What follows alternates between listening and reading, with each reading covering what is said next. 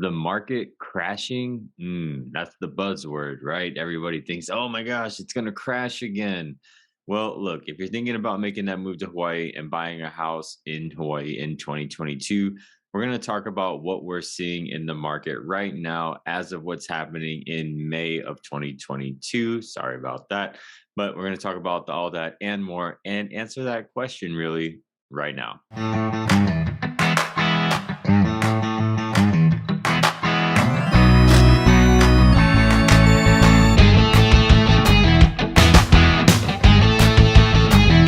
What's going on? Welcome to the Living in Hawaii channel. If you're new here, listen, this channel is all about what it's like to live in Hawaii, what it's like to eat, sleep, play, breathe, the up, down, left, and right, coming from somebody who wasn't born, but was raised here on the islands, all right? If you're not new here, welcome on back. Make sure you all hit that like button. It's gonna help anybody else be able to find these helpful videos. Hit the subscribe button and that notification bell so that you get notified anytime that we put a new video out on this channel. And look, we got so many people reaching out, sending us a text, just like this one right here, giving us a call, sending us a DM, or people even skipping that and using the link down in the description below to schedule their Zoom with our team. However you want to get a hold of us, we absolutely got your back when making that move to Hawaii. And if you're already living here and you're watching this video and you're trying to find a place that best fits your lifestyle because maybe the one you're in just isn't really it, you can reach out to, like we said, however anybody wants to get a hold of us, we got your back.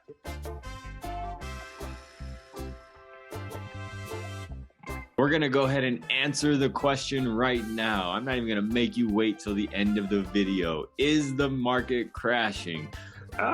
Everybody, oh my God, the market's about to crash and everybody's waiting for it. And you got a ton of people that are going to ready to pounce on like pre-foreclosures, foreclosures, all this other stuff, right? Or thinking the market's going to crash and they just bought in the crazy market, in the seller's market. They just bought in there and they think, oh my gosh, everything's going to go and just go down, right? Crash and burn. Well, I've got a different opinion for you. I don't think so. Now, my opinion, right? I don't have a crystal ball right here. I can't see into the future as far as how this market is going to go, right? We can only look at these numbers. We can look at what the data is telling us and what we're seeing happen, right? As a real estate agent here on the island of Oahu or in Honolulu County, what we are seeing with the data as far as trends, shifts, these types of things. But me, and from what I'm seeing, what I'm feeling, what I'm talking about with industry leaders, right? Leaders in the real estate industry, the experts who are looking at the numbers, the analytics, and all these things, not necessarily predicting a full-on 2008 crash, okay? And I know that's everybody's fear because 2021, or really 2020, 2021, and the first part of 2022, right? Now we're about getting almost halfway through it, right? I'm recording this in May. Now we're finally starting to notice the shifts. So those people that bought into that crazy or bought during the crazy seller's market, was it still a good time to buy? Absolutely, right? It's always a good time to buy a house. It's proven time and time again that as far as a wealth building tool or strategy, real estate, time and time again, right? Now, does that necessarily mean like, oh my God, I should have waited? No, you shouldn't have waited.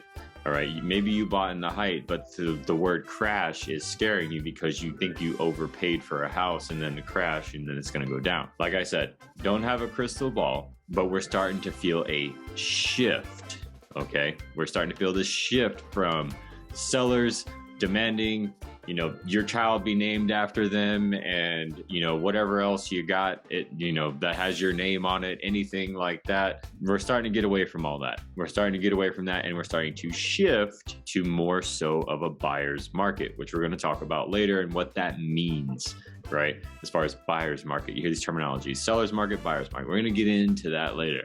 But that's what we're starting to notice is, I love this hand motion. You guys are rolling with it too. Shift. We're starting to shift, okay? And that's what we're seeing here in Hawaii. We're starting to notice the shift. Some areas never even saw the seller's market, right? Particularly Waikiki and some of the condos that have just sat and sat and sat. But other areas are still pretty hot. All right, other areas are still pretty hot. And I actually just helped the client. We're in escrow at this moment. And it was actually, we bid it on first home. And first home, we got second place out of, I think, 4 or 5 is what it was. And we were the backup offer and we got beat out because of an escalation clause. Okay. And then second home that we bid on, we won just like that. Not stressful at all. We didn't have to do anything super crazy. We actually just got the appraisal back and it came in at value, right? We are winning. Came in at value. So I've kind of rambled on here, but those types of things is what we're starting to notice when we're submitting offers, when we're working with these clients. Our team is working with clients and helping people understand strategies, because now we're starting to notice this shift. We don't need to go all out, right? Depends on you and your goals, priorities, right? But we don't necessarily need to offer up anything just crazy astronomical, depending on areas and things like that, right? But those are my thoughts on the market crash and more so the shift.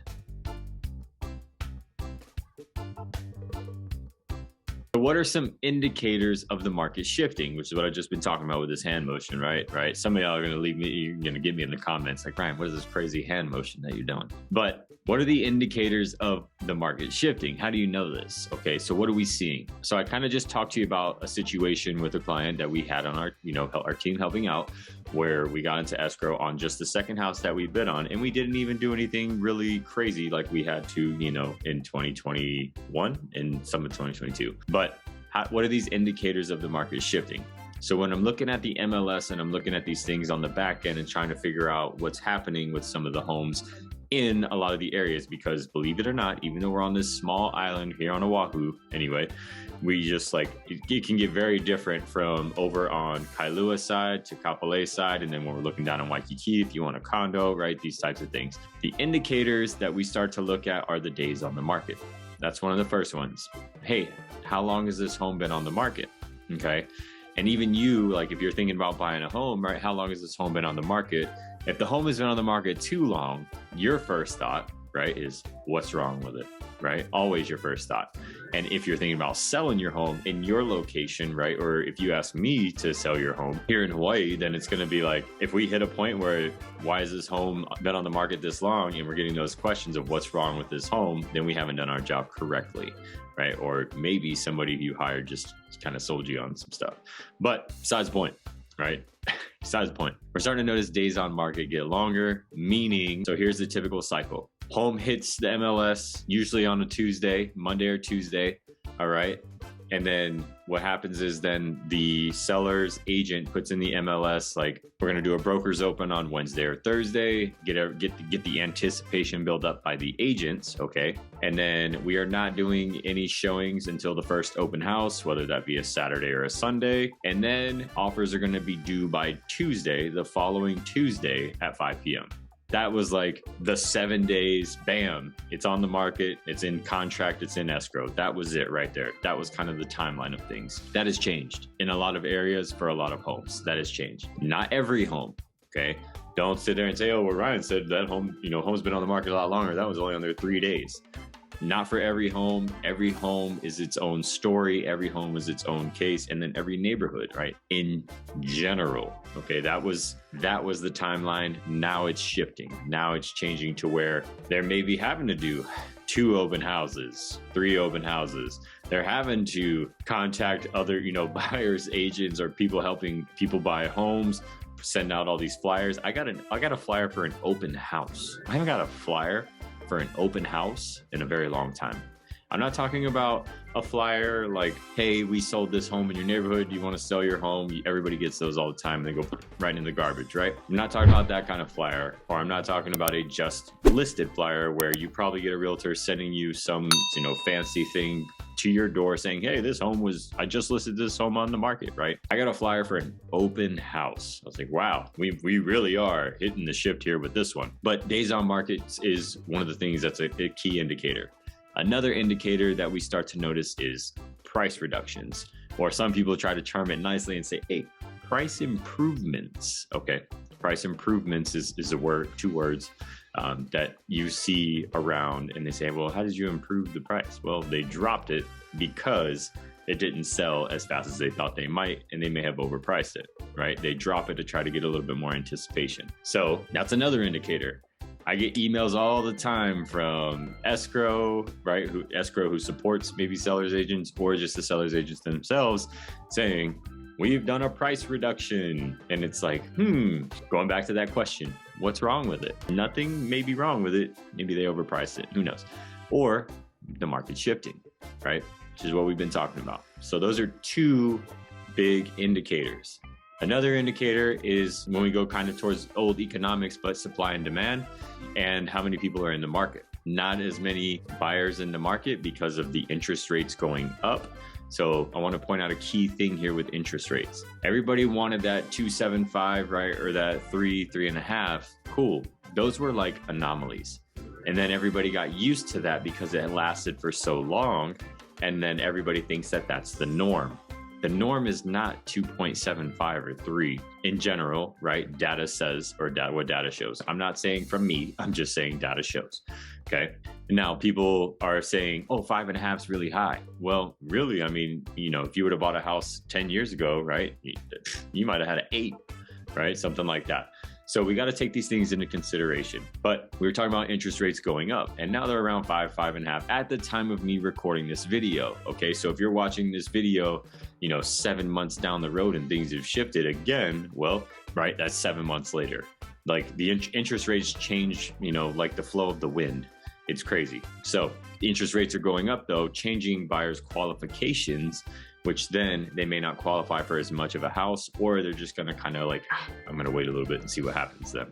So those things are happening, but these are indicators that we are starting to see, not just even in Hawaii. My friends over there in Portland, my friends over in Houston, across the country, like, yeah, some areas are still crazy, but we're starting to notice that shift too.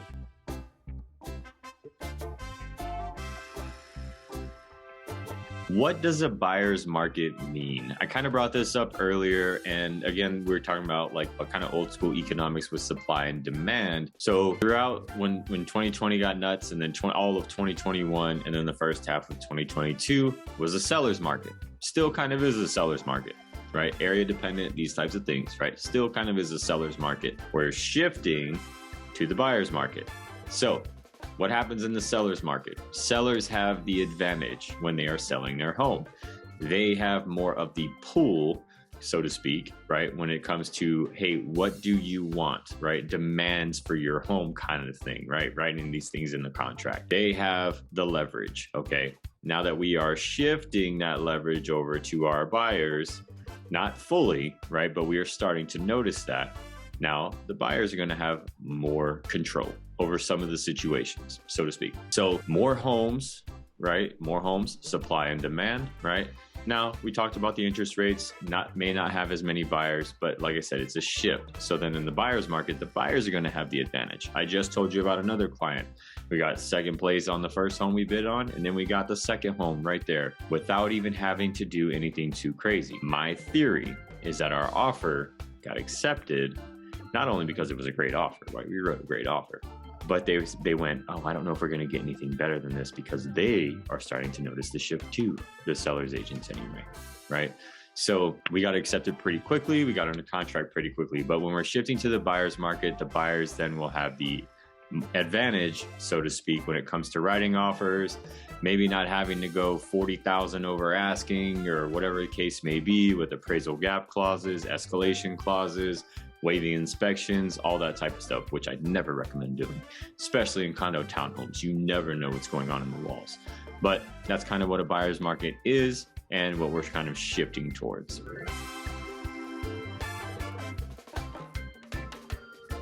All right, Ryan, you've told us all these things about the market, right? About your thoughts on the crash, or if there's going to be one, which, right, we already talked about that.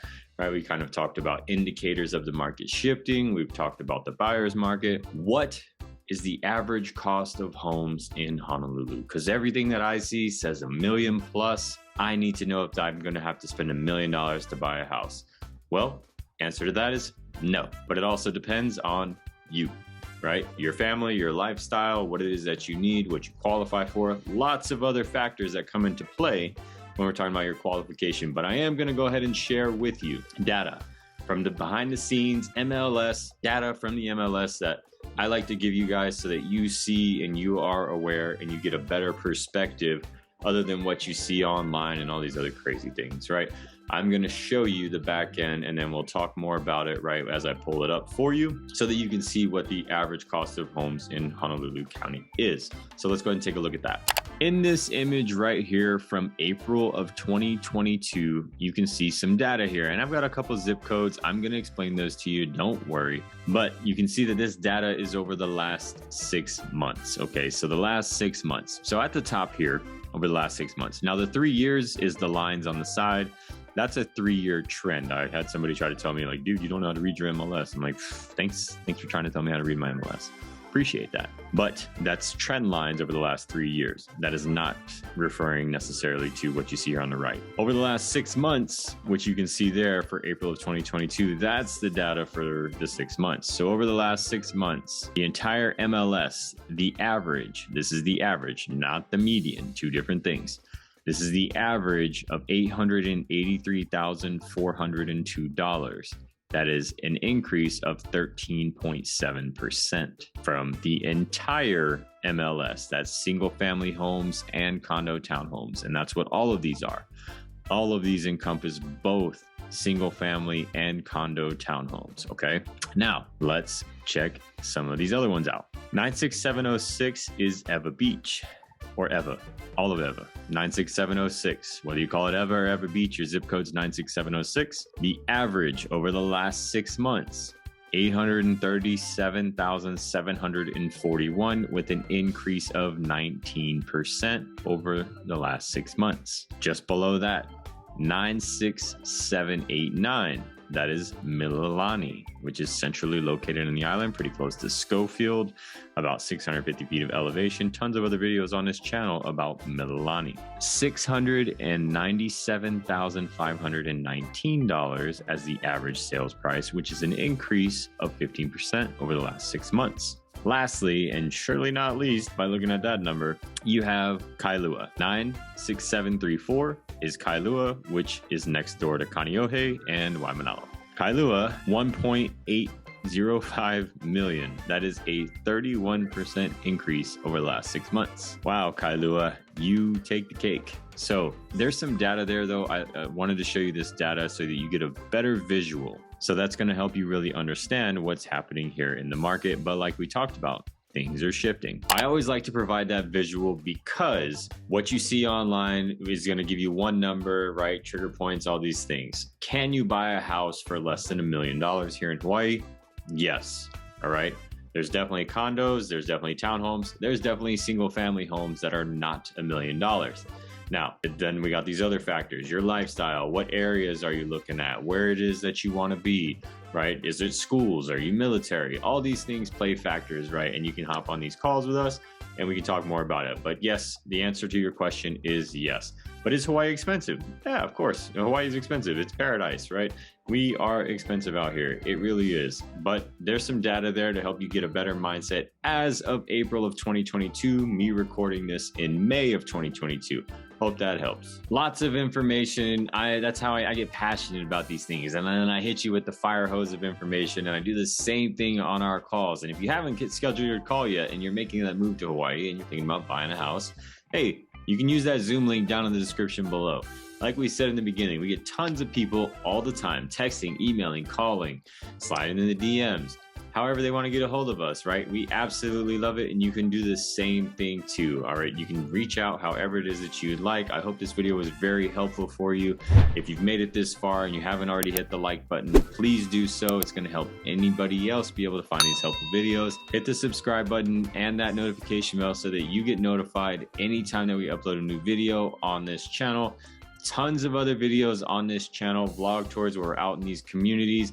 Everything that you need to know about living in Hawaii is going to start popping up for you right now.